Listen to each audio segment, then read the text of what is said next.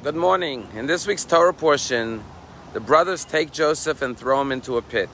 And then they take his coat of many colors, they dip it in goat's blood, and they come back to their father and say, "Do you recognize this coat? A wild animal must have devoured Joseph."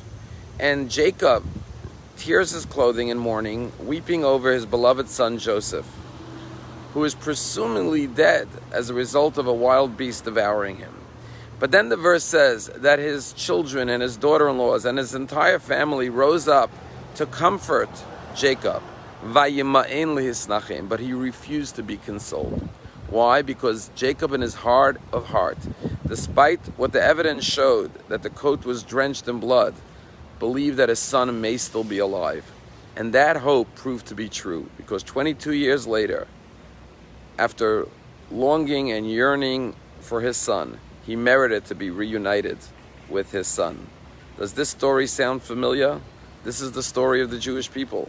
We refuse to be consoled. We refuse to give up. Even after the Romans destroyed our temple, for 1900 years we prayed next year in Jerusalem, L'Shana Haba B'Yerushalayim. And in our generation we merited to come back to Eretz Yisrael and to Jerusalem. This is the trademark of the Jew, never losing hope, always believing in a higher power and the ability for things to change for the better. People sometimes say it is what it is, as though that it's not intended to be this way. But a Jew says, not it is what it is, but it is what it's meant to be, because God is behind everything. And therefore whatever is meant to be. And therefore if God wills it, it will be better. And a Jew never gives up hope in Hashem. Hope means that we trust in God, but at the same time we do our part to enable God's plan to come to fruition. Today is the 19th day of Kislev, the day which is known as the New Year for the Chassidic movement, the day that the Alter Rebbe was liberated from communist prison and began spreading the teachings of Chassidut, Jewish mysticism and spirituality.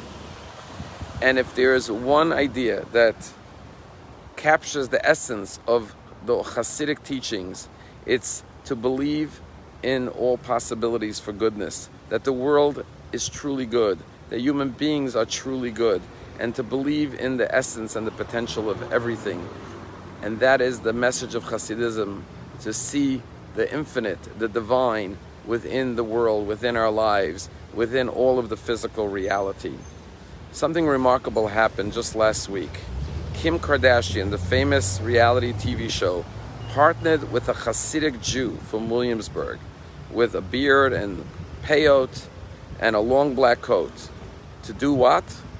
To charter a plane from Pakistan to bring 130 Afghanistan families to United Kingdom of Britain. Why?